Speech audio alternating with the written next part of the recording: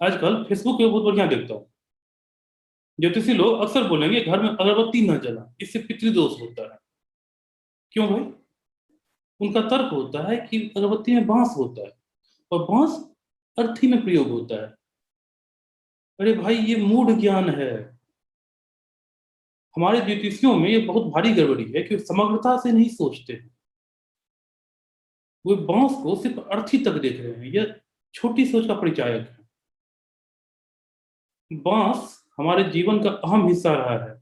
आज से 20-25 साल पहले आप देख लीजिए, या अभी आप गांव में जाकर देख लीजिए, हर घर में बांस लगा हुआ है। क्या घर अर्थी हो गया? घर का निर्माण ही बांस पर होता है। आंगन के चूल्हे में बांस जलता है। खेत में बांस गाड़ के पौधों को सपोर्ट दिया जाता है। वो अर्थी हो गया। लोग बांस का मचान बनाकर सोते हैं, जो कि पीठ और कमर के दर्द के लिए बहुत फायदेमंद होता है। वो अर्थी हो गई। बांस की बांसुरी श्री कृष्ण बजाते हैं। बांसुरी बांस की ही बनती है। वो अर्थी हो गई। बांस अपने आप में एक पवित्र चीज है। मनुष्य की चिता में बहुत सी और चीजों का प्रयोग भी होता है। जिनकी जैसी क्षमता वो ऐसा प्रयोग करते हैं। जब अर्थी जाती है, उसमें कपड़ा भी जाता है, बिछावन भी रहता है, फूल भी रहते हैं।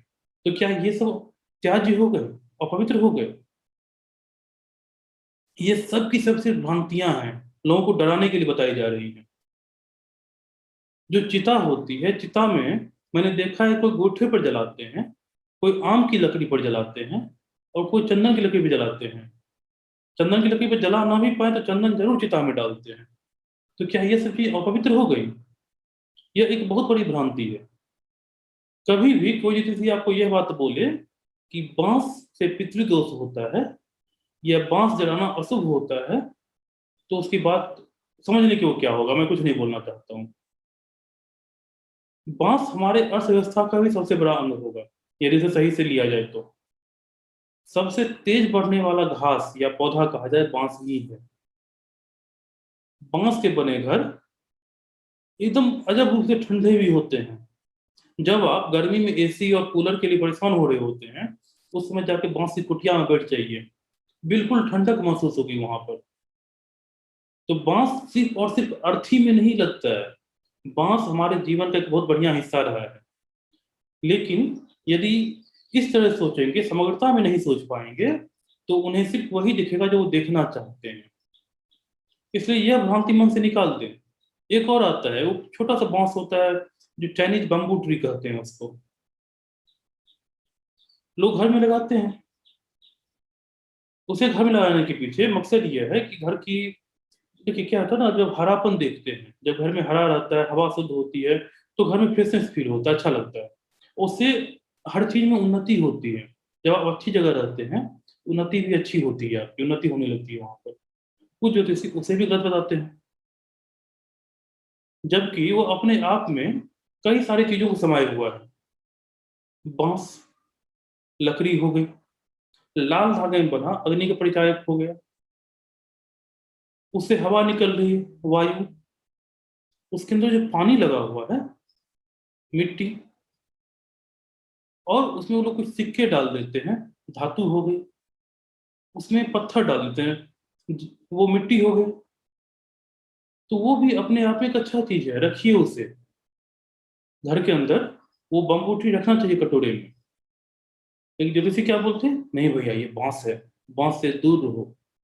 क्यों बांस से दूर रहो? मैं कहता हूँ उन ज्योतिषी ने कभी हमारा समाज देखा ही नहीं है।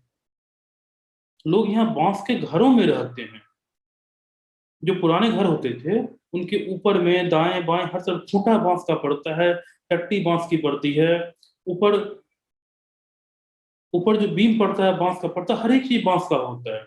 सिर्फ ऊपर फूस डाला जाता है अलग से, उसमें बांस के अलावा सिर्फ बांस ही बांस। और बांस को कहते हैं कि वो अपवित्र हो गया। नहीं, ये कभी नहीं कहें। बांस पवित्र है। इस तरह का आप आम की लकड़ी जो हवन में प्रयोग होती है और चिता में भी जाती है, उसे अपवित्र बता देंगे। फूल भगवान को भी चढ़ता है, अर्थी पर भी जाता है, अपवित्र तो वो भी हो गया। लेकिन ऐसा नहीं है।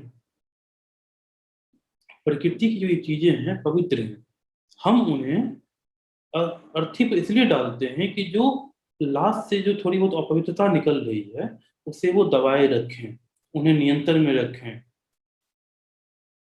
जब कुछ गलत हो रहा हो तो उसे काटने के लिए कुछ सही वहां पर करना चाहिए, इसलिए हम बांस का प्रयोग करते हैं। तो बांस से घबराएं नहीं, ये स्पष्ट रूप से भ्रांति है। बांस हमारे जीवन का बहुत बड़ा हिस्सा रहा है और रहेगा। यदि आपको ऐसा लगता है किसी ज्योतिषी ने कुछ ऐसी बात कही है जो सही नहीं है, तो आप मुझे बताएं, कमेंट में लिखें। मैं जरूर उसका खंडन करूंगा या उसके पीछे क्या तर्क मैं यह बताऊंगा। चलिए मिलते हैं अगली वीडियो में। आप हमारे चैनल को लाइक, सब्सक्राइब और शेयर जरूर करें। धन्यवाद।